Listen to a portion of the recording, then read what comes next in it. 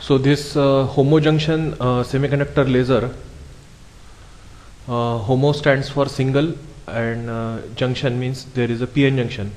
So there is only one PN junction in case of this semiconductor laser. So this semiconductor laser is basically a PN junction diode, and usually this semiconductor laser is fabricated with the materials such as gallium arsenide, or it can be a gallium phosphide or gallium arsenide phosphide. So these are the materials which are used in the fabrication of LED, that is light emitting diode. Similarly, these are the materials which are used in fabrication of your semiconductor laser, because when the electron hole recombination takes place, that is when electron jumps from the conduction band to the valence band, then during the electron hole recombination process, the energy difference EC minus EV is given out in the form of photons, that is radiation, and therefore these materials are used in fabrication of your semiconductor laser. Now again, let us revise the construction of this semiconductor laser. This semiconductor laser, it consists of a rectangular specimen of a PN junction such that this P side is heavily doped, and as it is heavily doped, it is indicated by this plus sign on its top. So this plus sign on the top of this P, it indicates that this P side is heavily doped by a trivalent impurity. Similarly, this N side is heavily doped by a pentavalent impurity. Then due to heavy doping on P side and N side, the width of the depletion region which exists between the P plus region and the N plus region, this width of the depletion region becomes very narrow, and the end faces of this depletion region, they are polished in such a way that one of the end face is made fully reflecting while the other end face is made partly reflecting, and these are the ohmic contacts to which we can apply the forward bias. Then the depletion region is also known as active region or inversion region, because we are going to achieve the state of population inversion inside the depletion region. So this depletion region is also called as a inversion region or active region. So there are three important constituents which we have discussed in case of laser, and the three important constituents are active medium, which consists of atoms, ions, molecules, electrons, etc., which are used for excitation purpose. So here we are going to use electrons for the excitation purpose. Then the second important constituent is the pumping mechanism. Here the applied forward bias, it will work as a pumping mechanism, that is we are using electrical energy. So the type of pumping mechanism in case of semiconductor laser is the electrical pumping. Then the third important constituent is the resonator. So here one of the end face of the depletion region is fully reflecting while the other end face is made partially reflecting, so that they will serve the purpose of a resonator. So this is the construction of homojunction semiconductor laser. Then we can understand its working with the help of its energy band diagram under zero bias situation and forward bias situation. So in a zero bias situation, as I told you earlier, that in case of a normal diode, the position of Fermi level for P-type semiconductor, it is just near to the valence band, but due to heavy doping on P side, the position of Fermi level, it shifts well inside the valence band. Similarly, on the N side, you know that the position of Fermi level is just near to the conduction band in case of a normal diode such as silicon or germanium diode, but here due to heavy doping on N side, the position of Fermi level, it will shift well inside the conduction band, and for initial diffusion of charge carriers, these two Fermi levels, they should align with each other. Now due to heavy doping, here the width of the depletion region becomes very narrow, and this is the case in zero bias situation. While what happens in forward bias situation is when this P side or this P plus side is connected to the positive terminal of the battery, and this N plus side is connected to the negative terminal of the battery, then this negative terminal of the battery, it will provide energy to the electrons which are present in the conduction band of N plus side, and therefore it will further shift the position of Fermi level of n plus side towards higher energy region as compared to that of the previous one. So the position of Fermi level for n-type semiconductor, it will further shift towards higher energy side, while the positive terminal of this battery, it will shift the position of Fermi level further inside the valence band. So this is the new position of Fermi level for p-type semiconductor. So this is EFP, I say here.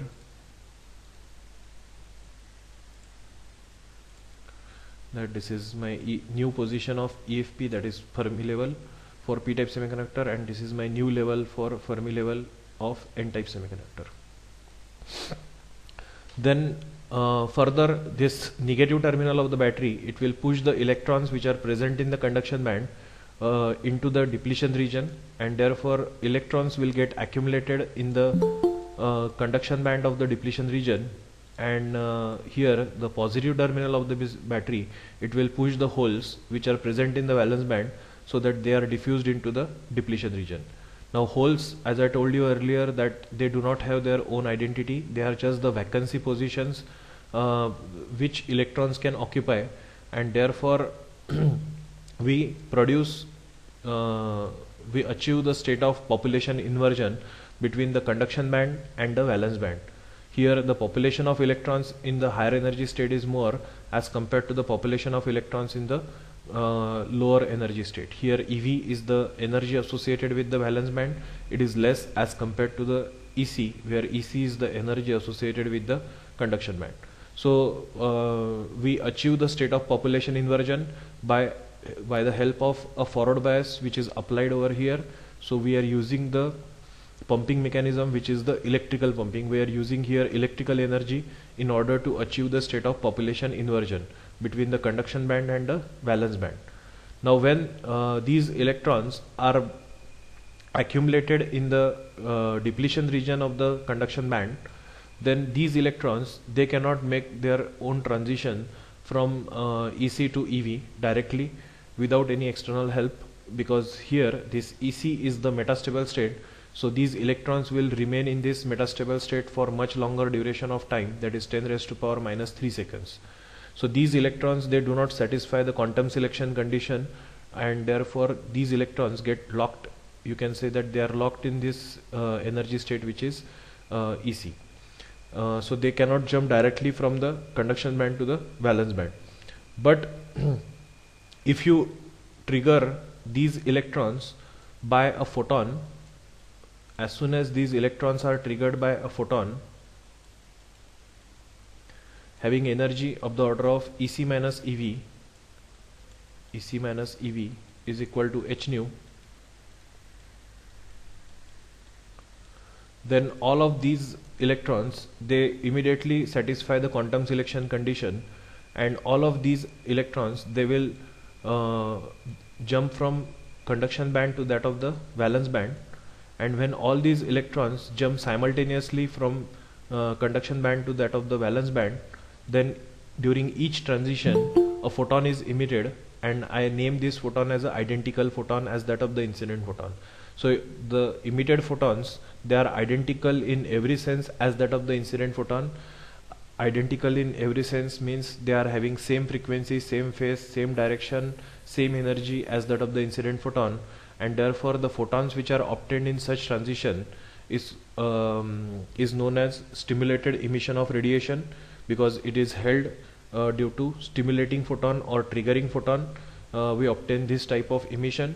And all such photons, since they are identical to that of the incident photon, and therefore they are highly monochromatic in nature, they are highly unidirectional in nature, and at the expense of a single photon, here you get a large number of photons, so there is amplification of photon takes place, and therefore such light is called as laser.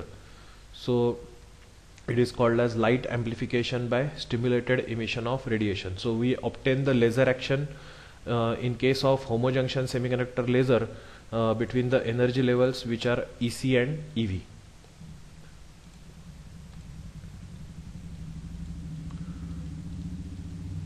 Then the photons which are obtained in such transition, then all such photons, they will travel back and forth between these two end faces. One of the end face is fully reflecting end face, while the other end face is made partly reflecting, till these photons will multiply.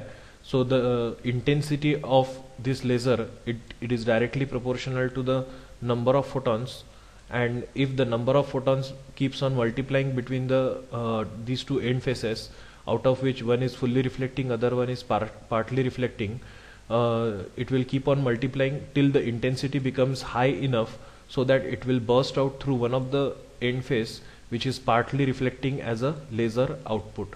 So here we get the laser output from the one of the end face which is partly reflecting. Is this clear?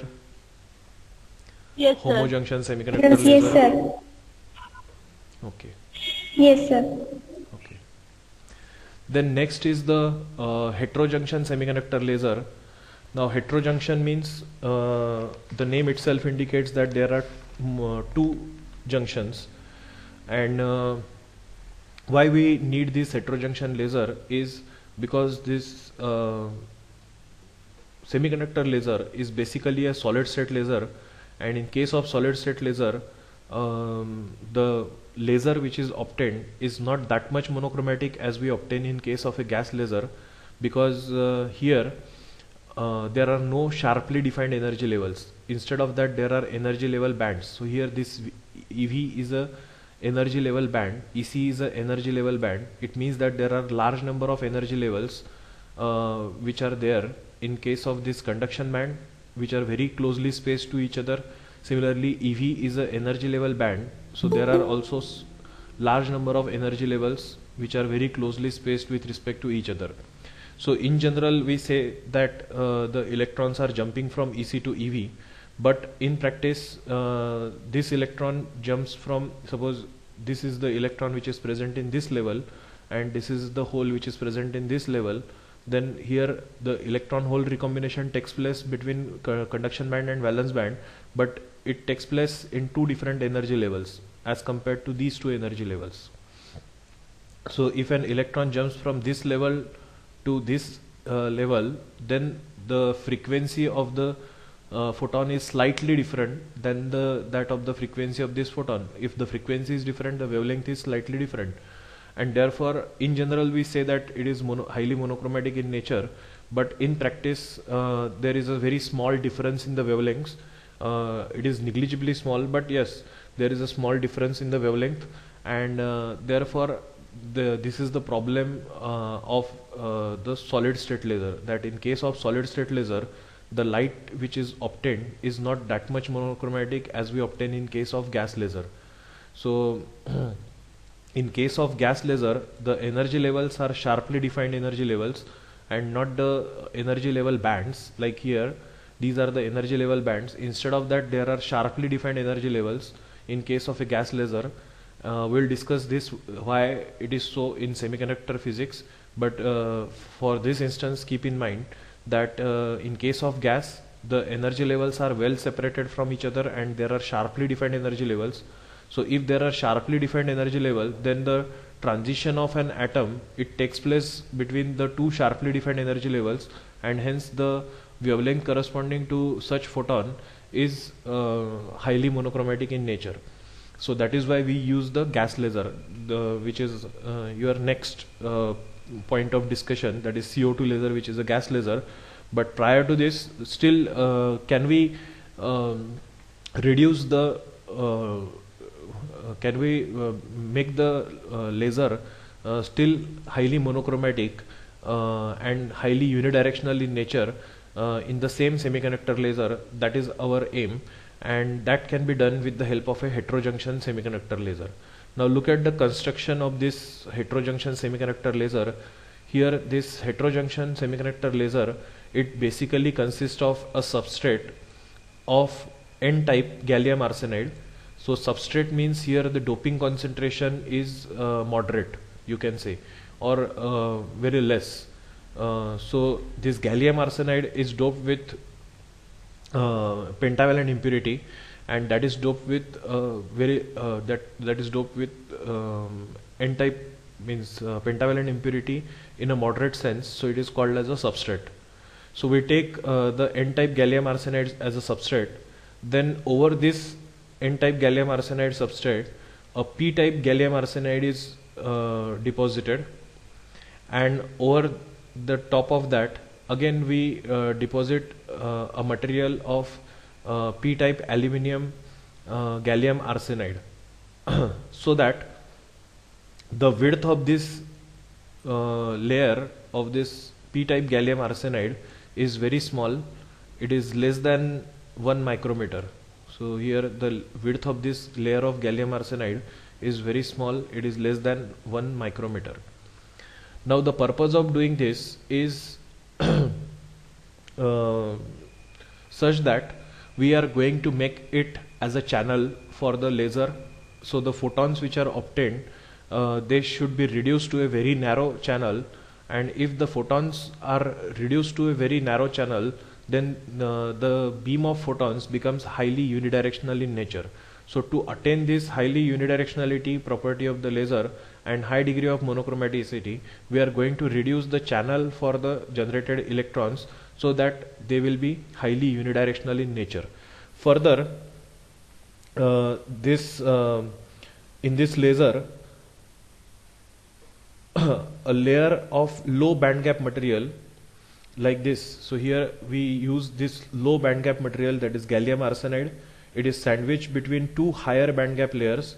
So this aluminium gallium arsenide is a high band gap layer, while this gallium arsenide is also a high band gap layer. So these layers, they have different refractive indices. All the three layers, they have different refractive indices. The middle layer, it has the maximum refractive index. So the refractive index of this middle layer is maximum, while the refractive indices of the outer two layers, that is this layer and this layer, the refractive indices of these two layers have smaller refractive index. The middle P layer, this is a p-type gallium arsenide, so it is the middle P layer of gallium arsenide. It acts as an active region. So we are going to achieve the photons in this middle layer, and therefore it is called as active layer. Hello, am I audible? Yes, sir. Okay. Yes, sir. Yes. Yeah. So we create here a resonant cavity, and that resonant cavity is formed by coating two opposite side surfaces with a thin metal films, and electrical contacts are provided to the extreme layers. So we provide here the ohmic contact to the extreme layers. So these are the two extreme layers, and here the end faces of this middle layer, that is p-type gallium arsenide, it is coated with thin metal foils, such that one of the end face is made fully reflecting while the other end face is made partly reflecting. Then the working is very much similar to that of the homojunction semiconductor laser. Now the injected carrier charge carriers in the middle p-type layer, it causes the population inversion. Then a photon produced by spontaneous emission, it triggers the emission of photons by stimulated emission. The intensity of this laser, it builds up along the axis of the resonant cavity, and the laser bursts out through the partially silvered end. As the middle layer has larger refractive index than the outer layers, light is confined to the middle layer by the phenomena which is called as total internal reflection. So we are going to see what is meant by total internal reflection in fiber optics, but here this layer, which is p-type gallium arsenide, it acts as a the inner core of the fiber optic. In case of fiber optic, the core has larger refractive index, while the outer layers they have less refractive indices, and therefore the photons, they will suffer the phenomena which is called as total internal reflection. So no laser is emitted either in this region 1 or in the region 2. The laser photons, they are confined to this very narrow region, and that is why it becomes highly unidirectional in nature. So this reduces the loss of light through the side surfaces. Also the middle layer can be made thicker, which reduces divergence of the laser beam due to diffraction. So this is about the construction, and here I have drawn the energy band diagram under the equilibrium condition and under the forward bias condition. So here this is my one of the layer, which is n-type gallium arsenide. So this is n-type gallium arsenide. Then this is another layer which is p-type aluminium gallium arsenide. So this is p-type aluminium gallium arsenide, and in between these two we have sandwiched a p-type gallium arsenide in between these two. So here these are the two extreme layers, and to these two extreme layers I can apply a forward bias. So this is a p-type region, so I can apply here the positive terminal of the battery. This is n-type, so here I can apply a negative terminal of the battery. And here the refractive indices are such that refractive index of the middle layer, that is p-type gallium arsenide, is maximum, while the refractive indices of these two layers, that is if I say that this is layer 1 and this is layer 2, then the refractive indices of these two layers is less as compared to the refractive index of the middle layer. So this is about the construction. Now we have discussed the energy band diagram in case of diode, that is p-n junction diode, as well as semiconductor laser. So you know that if these are the positions of valence band and conduction band, the positions of valence band and conduction band for n-type semiconductor is below the positions of conduction band and valence band for p-type semiconductor. Now just look at this part here. Here there is one junction, this is p-type material, this is n-type material. So there is one p-n junction which exists between these two layers, and here, like before, for p-type semiconductor and n-type semiconductor, how are the positions of valence band and conduction band? The position of conduction band for p-type semiconductor is at higher energy level as compared to that of the position of conduction band for n-side semiconductor. Similarly, position of valence band for p-type semiconductor is at higher energy side as compared to the position of valence band for n-type semiconductor, isn't it? Hello? Yes, sir. Yeah. So, Yes, sir. Yes, sir. so here also the position of conduction band Yes, sir. for n-type semiconductor is at lower energy side as compared to the position of conduction band for p-type semiconductor. Similarly, the position of valence band for n-type semiconductor is at lower energy side as compared to the position of valence band of p-type semiconductor, which is p-type gallium arsenide. Further, look at here, the position of conduction band for this p-type aluminium gallium arsenide is further towards higher energy side as compared to this p-type gallium arsenide, and the position of valence band it is same as that of the position of this.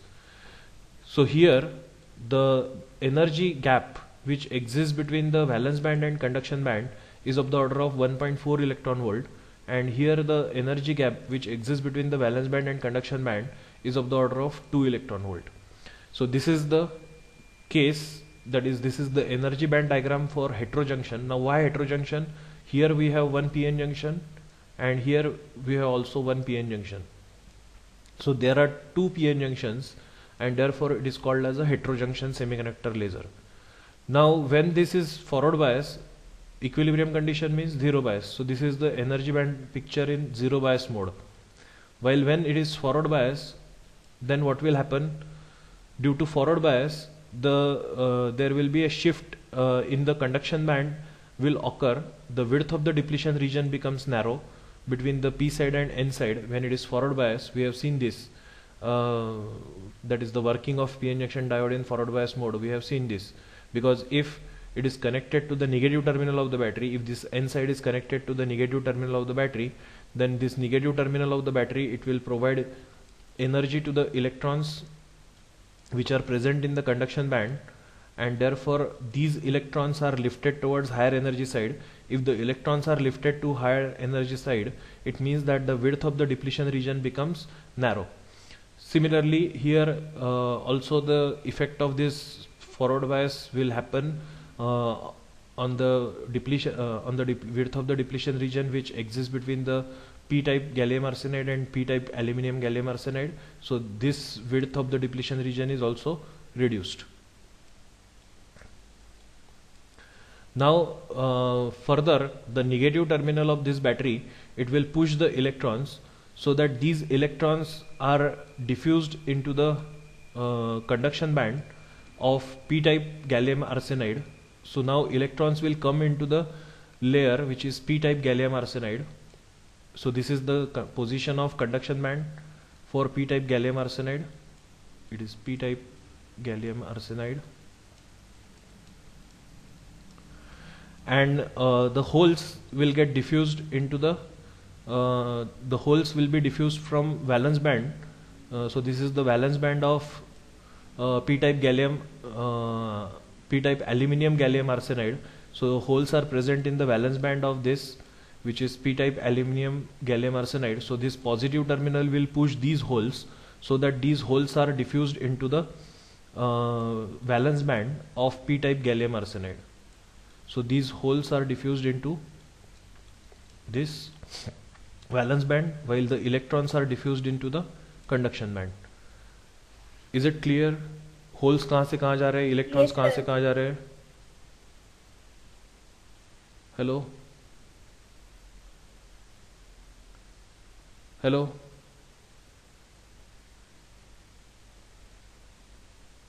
Hello, am I audible?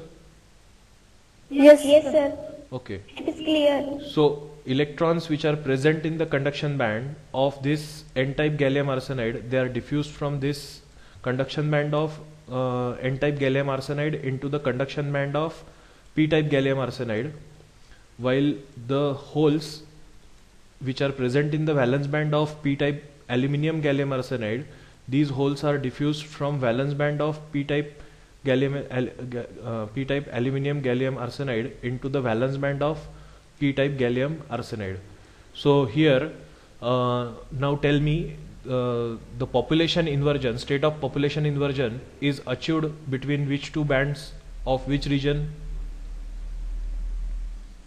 We achieve the state of population inversion where? The region of gallium arsenide. The region of gallium arsenide. We achieve the state of population inversion between the which two bands? Between the conduction band and the valence band Conduction band and valence band of which region? P-type of P region of gallium P region of arsenide. gallium arsenide. Yes. Yeah. So Yes, sir. if these electrons, if they are triggered by an external photon having energy which is of the order of EC minus EV corresponding to the middle layer of p-type gallium arsenide equal to h nu, then all these electrons, they will jump directly from the conduction band of p-type gallium arsenide into the valence band of this p-type gallium arsenide, and during this transition we get large number of photons which are identical to that of the incident photon, and hence we obtain the laser action.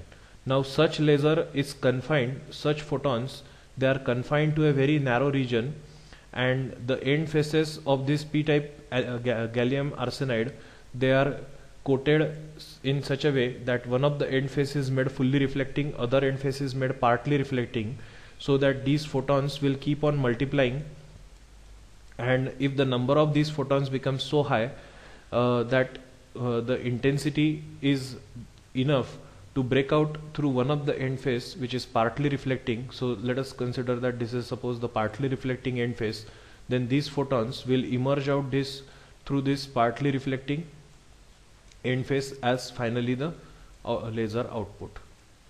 Is it clear? Yes, sir. Yes, sir. So by having the heterojunction semiconductor laser, we can confine the laser beam to a very narrow region, and we select here the refractive indices in such a way that it will help us to achieve the phenomena of total internal reflection. The refractive index of the middle layer is maximum, while the refractive index of the outer layer is minimum, so that this cavity, it will just act like a fiber optic cable, and therefore we can confine the laser beam to a very narrow region, and hence such laser beam is highly unidirectional in nature. So to achieve a highly unidirectional laser beam, we use the heterojunction semiconductor laser instead of homojunction semiconductor laser. Is it clear? So this is the advantage of heterojunction semiconductor laser. Is this topic sir. clear? Yes, sir. Okay. Yes, sir. Is there any doubt? No, sir. Okay. Then next is the CO2 laser, that is carbon dioxide laser. Now this CO2 laser is a gas laser. As I told you earlier that depending upon the active medium which is used, we can classify laser into further two types, that is solid state laser and gas laser. So solid state laser means if the active medium is used in the form of a solid, that is atoms, ions, electrons, etc., which are used in the form of a solid, then which is used for excitation purpose, then it is called as a solid state laser. While if the active medium is used in the form of a gas molecules, then it is called as a gas laser. And right now I have told you what is the advantage of gas laser is, instead of energy level bands, here in case of gas laser, since the atoms are well separated from each other, as there is less interaction of atoms of the gas molecules, less interaction of the either atoms of the gas or molecules of the gas, and therefore the energy levels associated with the gas laser, they are sharply defined, and the transition takes place between the sharply defined energy levels, and hence the laser which is obtained in case of gas laser is highly monochromatic in nature. Then here first look at the construction of this CO2 laser. Here in the construction of CO2 laser, we take a gas tube, and at the end of this gas tube we use a window that is called as a Brevester's window. The function of this Brevester's window is, if what is desired in case of a laser, that what is the type of emission which is desired for laser? Is it a spontaneous emission or the stimulated emission? It is the stimulated emission which is desired for laser, because in case of stimulated emission, all the photons, they are having same direction, same frequency, same phase, same energy as that of the incident photon. But if a photon is generated by spontaneous emission, then such photon is not in match with the photons which are obtained by stimulated emission, and therefore such photon should not be present in the resonant activity, and therefore to absorb that photon we use here the window which is called as the Brevester's window. So this function of this Brevester's window is, it will obstruct the photon which is generated by spontaneous emission, while it will allow only those photons to pass through it which are produced by stimulated emission of radiation. So at one side of the gas tube we use a window called as the Brevester's window, and the function of this Brevester's window is to obstruct the path of that photon which is generated by spontaneous emission, while it will allow those photons to pass through it which are generated by stimulated emission of radiation. Then here inside this gas tube, so this is the inlet for filling up the gas, this is the outlet for the filling of gas, removing the gas. Then this whole gas tube is enclosed in a water jacket, so that we can flow the water.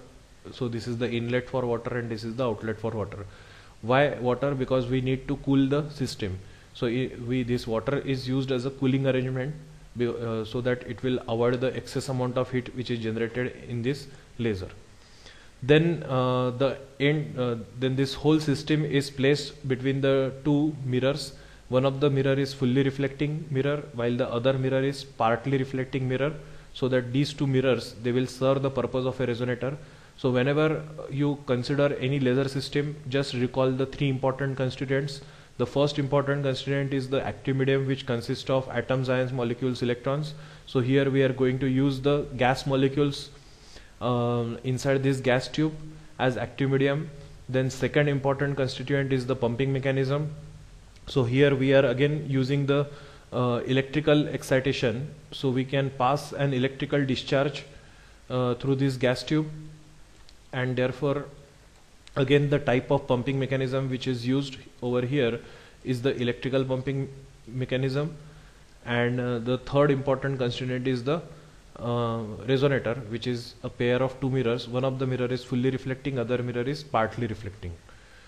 So this is the construction. Further, here we take the gas mixture in such a way that we fill in this gas tube with a gas mixture of carbon dioxide, nitrogen and helium, and they are taken in such a way that their ratios are 1:2:3. So carbon dioxide to that of the nitrogen to that of helium is taken in a ratio of 1:2:3, and such gas is filled inside this gas tube. Then is it clear about the construction? Yes, sir. Yes, sir. Construction of the CO2 laser, which is a gas laser. Yes, sir. It is simple. We take a gas tube. Inside this gas tube, we fill in a gas mixture of CO2 is to N2 is to helium in a ratio of 1:2:3. Then here for pumping mechanism, we place here the two electrodes to which we can apply a high tension battery, so that we are using electrical pumping for excitation purpose. Then here the function of Brevester's window is to remove the spontaneously generated photon, while it will allow only the stimulated generated photon to pass through it. Then the whole system is placed between the pair of two mirrors. One is fully reflecting, other is partly reflecting, and there is inlet for water and outlet for the water. So we can circulate water through the gas tube, that is the outer layer of the gas tube obviously, so that the excess amount of heat which is generated that can be absorbed by the water. Then the carbon dioxide, in this carbon dioxide laser, it makes use of transitions in the molecular, vibrational and rotational levels, energy levels. So in addition to that of the electronic energy levels in atoms, the molecules, here we are using the molecule, that is CO2 molecule. So here the molecule, as the molecule is used for excitation purpose, so the molecule has different energy levels as compared to that of electrons, and the energy levels, they are called as molecular energy levels. And these molecular energy levels, they are having two types. One is called as a vibrational energy level, and the other one is called as the rotational energy level. So in case of molecule, there are vibrational and rotational energy levels. So the energy levels corresponding to molecules are little bit different than that of the energy levels associated with the electrons. Then the number of vibration and rotational modes, they are shown in these figures. So the first one is the symmetric stretching mode. So the CO2 molecule, it vibrates in such a way, and that vibration is called as the stretching mode vibration. So in stretching mode, the two oxygen atoms, they are either simultaneously move towards or away from the carbon atom. So the carbon atom will remain stationary. Here we are considering the CO2 molecule. So in CO2 there is one carbon atom and two oxygen atoms.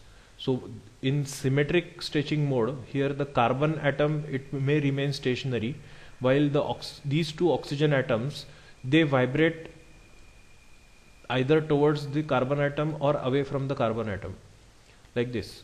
So if this vibration of oxygen atom takes place like this with respect to the carbon atom, or this oxygen atom will vibrate like this with respect to the carbon atom, then such vibration is called as symmetric stretching mode of vibration. Is it clear? Yes, sir. Yes. Then there is one more vibration mode. It is called as the bending mode of vibration. And in this bending mode of vibration, here, now look at this carbon atom. This is the dark lines of this CO2 molecule. It indicates the original position of this CO2 molecule. So here these are the original position of oxygen atoms, and this is the original position of carbon atom, while this dotted line, it shows the new position of CO2 vibration. So here if the carbon atom, it vibrates in this way, while the oxygen atom vibrates in this way, and a carbon atom नीचे से ऊपर जा रहा है, while the oxygen atoms, they are coming from upward to downwards, then such type of vibration is called as bending mode of vibration. Here you can see that the whole bond is getting bent between the carbon and oxygen. So such vibration is called as bending mode of vibration. Then another type of vibration is called as asymmetric stretching mode. So in asymmetric stretching mode, here the carbon atom will move towards left hand side, while the oxygen atoms, both the oxygen atoms, they will move towards right hand side. So it is asymmetric stretching mode of vibration. So these are the three modes of vibration. Along with that, there is also one more vibrational mode, which is called as the rotational mode of vibration. And in rotational mode of vibration, here the carbon atom, suppose if this is the position of carbon atom and these are the positions of oxygen atom, two oxygen atoms, then the whole molecule, if it vibrates along this direction, that is the direction which is the direction of rotation, like suppose this. So if the whole molecule vibrates like this, in this direction of rotation, then it is called as the rotational mode of vibration. So these are the three vibrational modes, and this is one of the rotational mode of vibration in case of CO2 molecule. Is these modes of vibration clear to everyone? Yes, sir. Sir, please will we explain again that rotational mode of vibration? Rotational mode of vibration means Rotational mode of vibration. here this is the position of carbon atom, these are the positions of oxygen atom, and if the complete molecule vibrates like this, if the complete molecule vibrate in the direction like this, पूरा का पूरा molecule ऐसा vibrate हो रहा है, means suppose now this is the carbon atom, these are the oxygen atoms, then suppose this is the carbon atom, then this is the new position of oxygen atoms, then this is the carbon atom, then these are the new positions of carbon atoms, then this is the position of carbon atom, these are the positions of oxygen atom, like that. So if the complete molecule vibrates like this, it rotates like this. ये rotation हो रहा है ना यहाँ पे? Yes, sir. So it is being rotated like this. ये rotation हो रहा है यहाँ पे. There is a rotation which takes place. So this is called as rotational mode of vibration.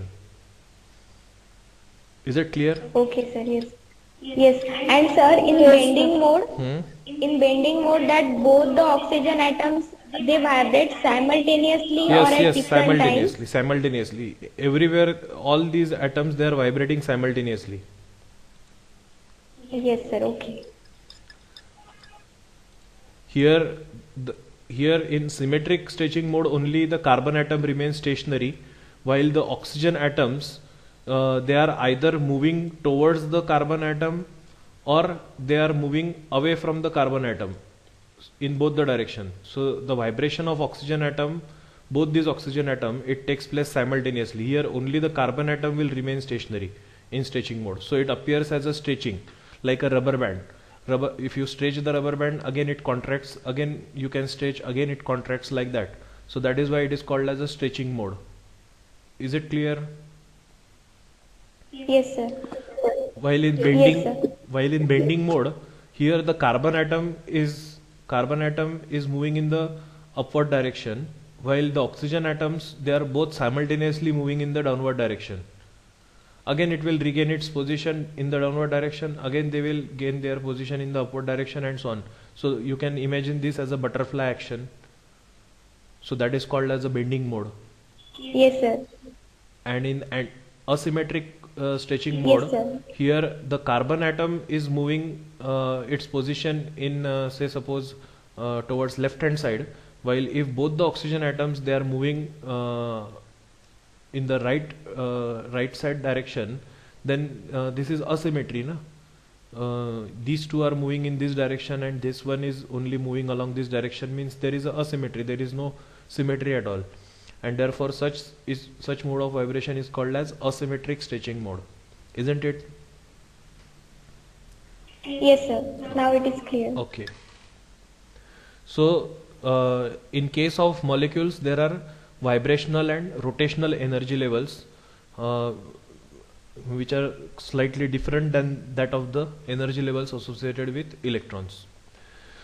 Now here this is the energy band diagram of carbon dioxide laser.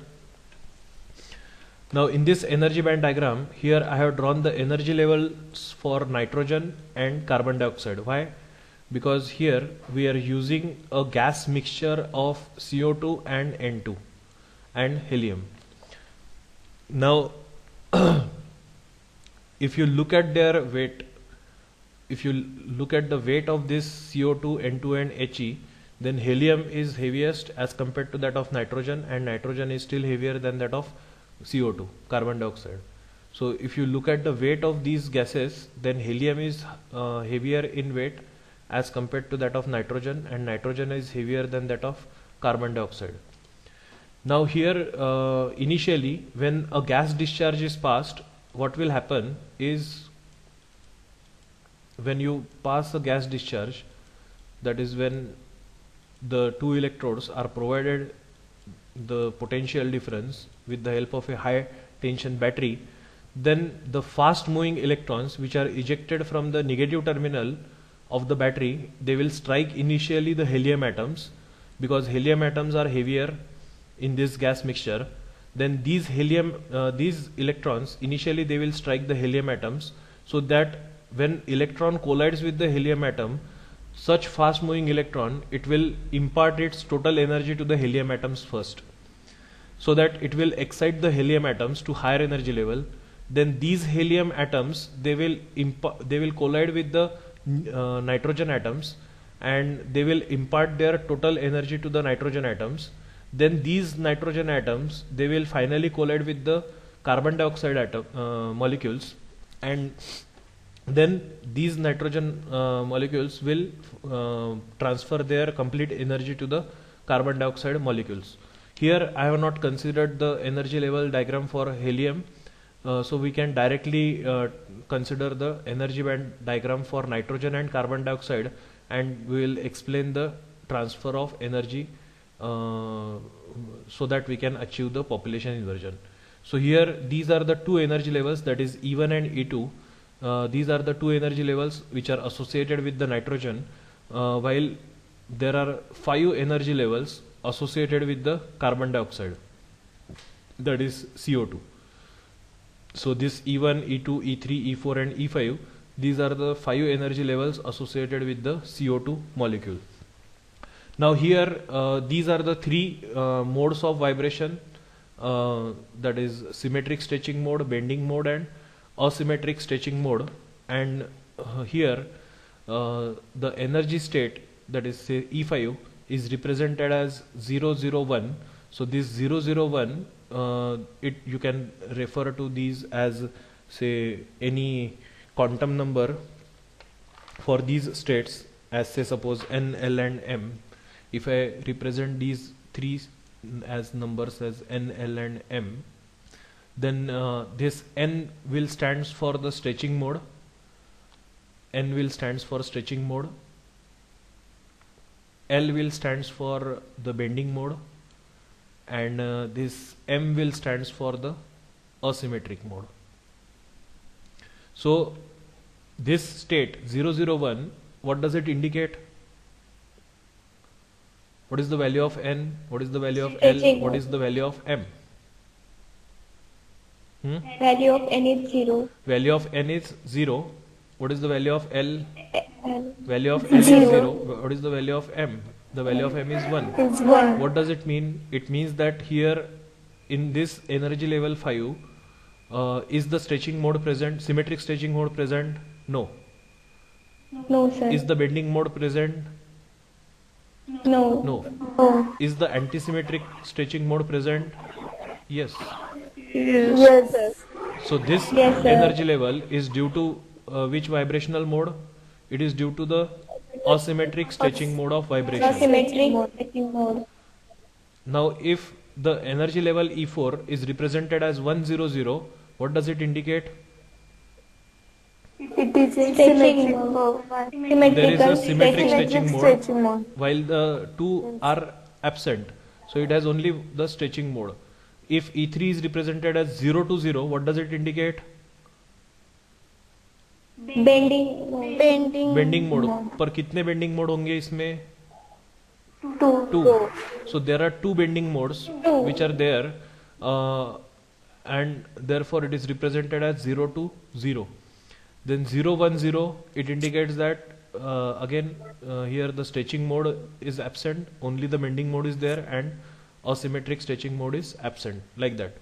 So here these are the 5 energy levels which are associated with the CO2 laser, CO2, that is carbon dioxide molecule.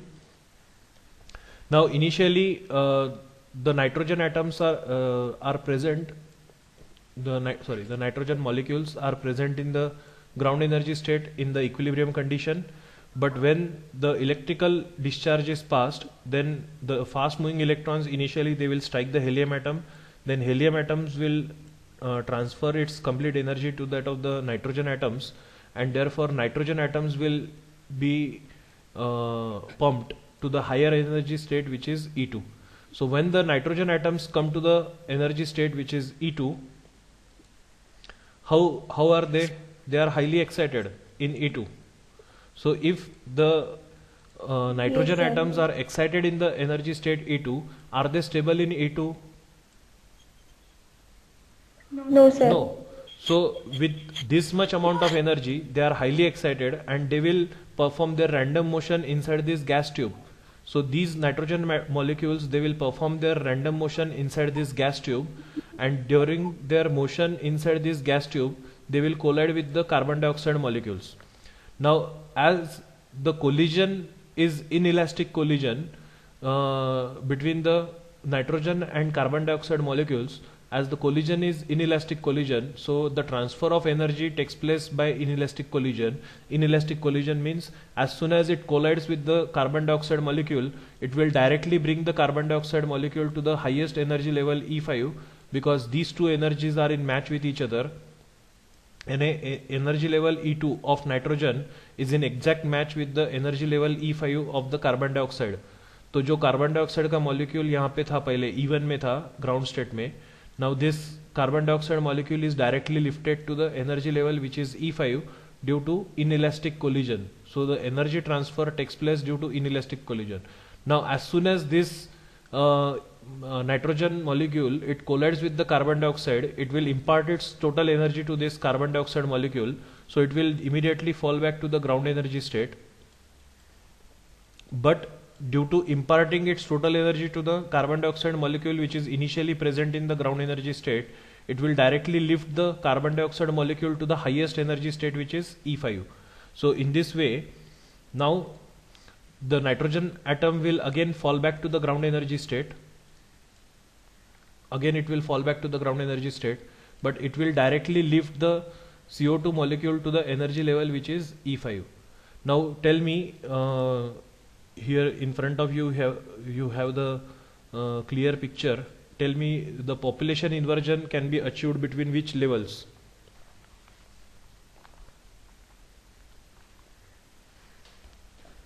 Here we achieve the state of population inversion between which levels?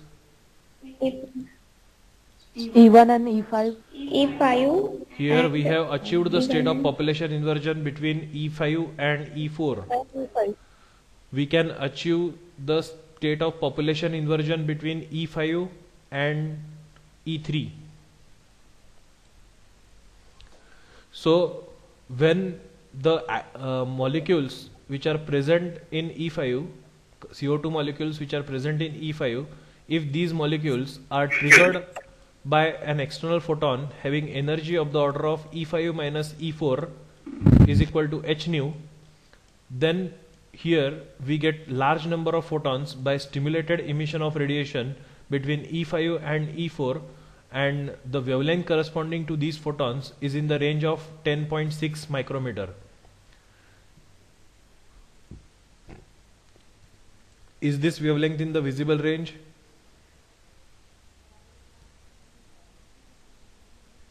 No, sir. It is not in the visible range. It is a microwave radiation. Similarly, Yes, sir. we achieve the population inversion between E5 and E3. So if a photon is incident onto the CO2 molecules having energy of the order of E5 minus E3 is equal to h nu, we get a stimulated emission of radiation between E5 and E3, and the wavelength corresponding to these photons is of the order of 9.6 micrometer. So again, this is this wavelength in the visible range? No, sir. It is again in the microwave radiation. So this 9.6 micrometer is still a microwave radiation, so it is not in the visible range.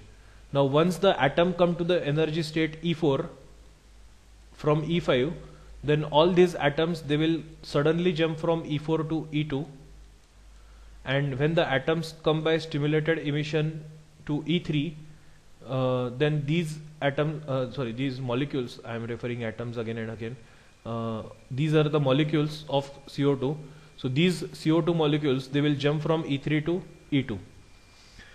Now, so either by this path or by this path, the CO2 molecules, they are finally coming to the energy state which is E2. But when the CO2 molecules come into the energy state which is E2, they are still having a higher energy as that of the ground energy state. So with this much amount of energy, such CO2 molecules, they can still vibrate inside this gas tube in all possible directions randomly, and during their motion they may collide with the walls of the gas tube, and again the collision being inelastic collision. So due to collision with the walls of the gas tube, these molecules of CO2, they will further de-excite. So here the de-excitation takes place due to collision with the walls of the gas tube. So they are again de-excited. They are de-excited due to collision with the walls of the gas tube.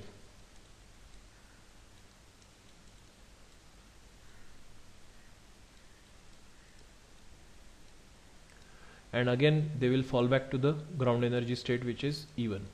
Is this clear? Yes, sir. Yes, sir. Yeah. So this is the working of the CO2 laser, that is the